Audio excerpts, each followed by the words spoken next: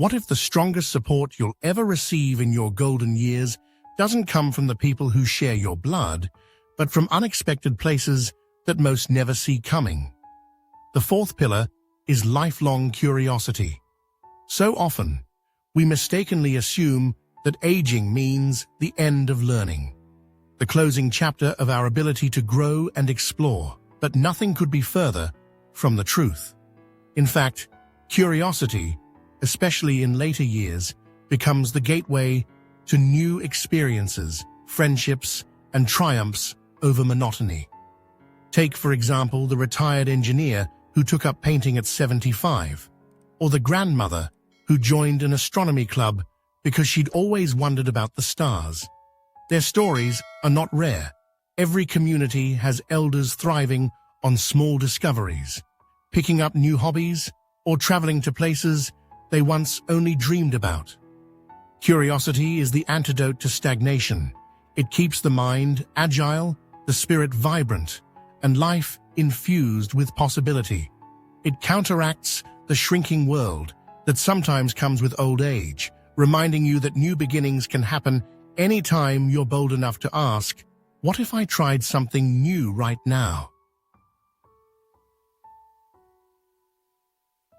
Next comes the fifth pillar, emotional flexibility.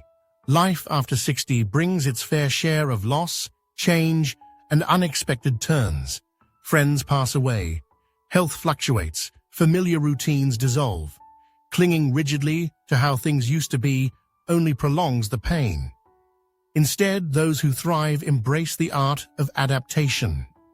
Emotional flexibility is about learning to grieve without being consumed and to accept joy without guilt, even when it comes from unexpected sources.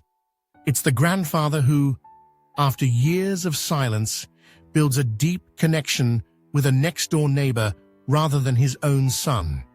It's the widow who allows herself to dance again, letting the music fill the spaces once reserved for her late husband.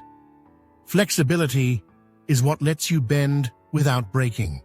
It's the courage to create traditions, connections, and laughter wherever you can find them. With this adaptability, new joys can enter even the most battered hearts. The final pillar, the sixth, is self-compassion. In the quiet moments that follow, decades of working, nurturing, and sacrificing, regret can sneak in. You may look back and wish you'd done things differently with your family, your career, your own dreams. But dwelling on missed opportunities is futile.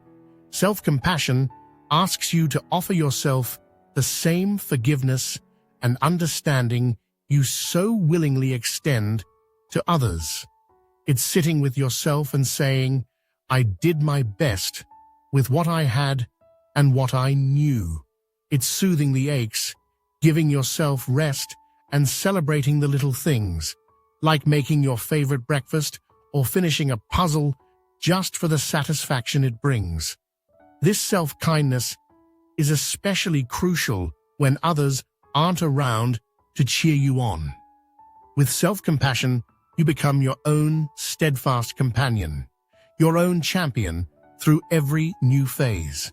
Together, these 6 pillars, purpose beyond expectation, community without condition, spiritual anchoring, lifelong curiosity, emotional flexibility, and self-compassion, create a foundation as solid as any family tree, and perhaps even more profound because they are wholly your own. They are the friendships you forge over shared hobbies. They are the rituals that soothe your soul. They are the resilience you build as you navigate new terrains of life. They are the wisdom born from years of loving, losing, and learning. Each one is a testament to the incredible capacity humans have to find light, even in unexpected places. It may feel unsettling to realize that the support you counted on in your golden years might look very different from what you imagined. But it doesn't mean you are destined for isolation or emptiness. It means your story is not written in advance, and there is beauty in that uncertainty. Life has a gentle way of delivering the right people, passions, and lessons when you open yourself to them. Sometimes a neighbor you barely knew will show up with soup when you're unwell. A friend you made in a painting class will remember your birthday with a handwritten note. A cheerful barista will greet you by name, offering a moment of warmth and recognition you didn't know you needed. Support can come from people who see you for who you are today, not just who you were decades ago. In the end, aging is not just a passage of time. It is an unveiling of new forms of support, strength, and community. If you let go of the belief that only family can fill your cup, you'll find the world brimming with possibility. Your value is not measured by who stands by your side out of obligation, but by who chooses to be a part of your journey now, in the present moment. Every step you take, every connection you make beyond expectation, strengthens the pillars that will uphold your spirit for years to come. So, as you walk into your golden years, do it with your heart open to the love and support that might arrive from unexpected places.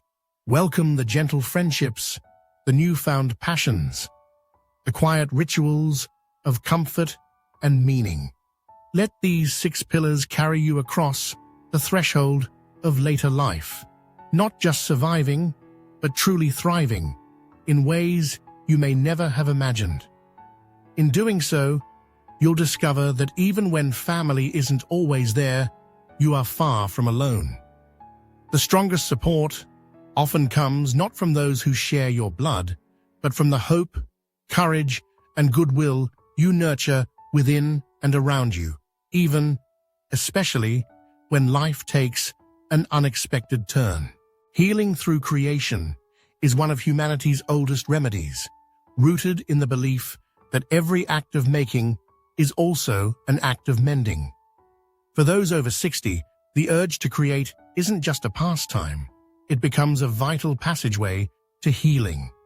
Imagine the hands of a retired carpenter moving across sandpaper, rounding the edges of regret until memory becomes smooth and gentle. Every brushstroke, every note played on an old piano, every word written in a leather-bound journal transforms pain into something new, something more beautiful. Seniors who find solace in planting seeds, shaping clay, or crafting stories discover that their accumulated aches and sorrows are not burdens to be hidden away.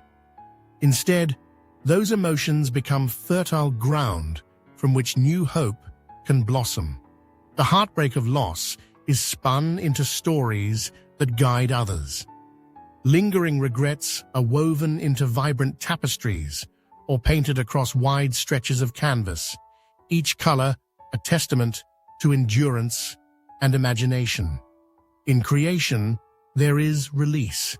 In creation, there is renewal. Solitude becomes a sanctuary, and through the simple act of making, the heart remembers how to hum softly with possibility once more. Wisdom given freely is the next pillar, and it is a source of support often overlooked in a world obsessed with youth. There comes a moment when you realize that your experiences, the joys, the failures, the lessons learned too late, carry immense weight for someone still at the beginning of their journey. When you answer a neighbor's question with patience, when you read to a room of curious children, or when you gently steer a lost adult towards courage, you allow your wisdom to become a guiding light. This act of sharing, of giving freely from your well of experience, erases the invisibility so many feel in their later years. Worth isn't measured in productivity or vigor, but in the compassionate, honest sharing of what life has taught you. Perhaps your story of rekindled courage will give another person the bravery to keep their marriage alive. Perhaps your story of hard-earned forgiveness will save someone the pain of waiting too long to offer their own. Wisdom, like sunlight, only matters when it shines outward. When you let others hear your stories, you discover that your voice matters, perhaps more now than ever. The sixth pillar is resilience through self-love, a quality often misunderstood and yet most essential to the architecture of thriving after 60. When you are young, you chase approval. In middle age, you chase accomplishment. But in the gentle twilight of life, you are invited to look inward and see, truly see, the miracle of your own being. Each scar speaks of survival, each wrinkle of laughter and sorrow, weathered with grace. Every gray hair, a woven strand of time. Self-love is not pride. It is sanctuary. It is the comforting recognition that, no matter who remembers to call or visit, you remain whole and worthy. Self-love cushions every regret, softens the ache of absence, and transforms loneliness into a kind of peaceful companionship with yourself. You learn to become your own comfort, your own witness, your own celebration. In this, you are resilient, not in spite of your years, but because of them. Together, these six pillars, purpose, community, spirituality, creation, wisdom, and self-love, build a foundation of support that transcends circumstance or family ties. They stand firm even when others are absent. Life after 60 does not contract. It expands into new terrains of meaning. The answers you seek, the treasures you long for, live within you. You become the architect of your own continued miracle. And as you ponder which pillar lifts you most, remember, all are yours, steadfast and eternal, firmly rooted in the quiet genius of your enduring spirit.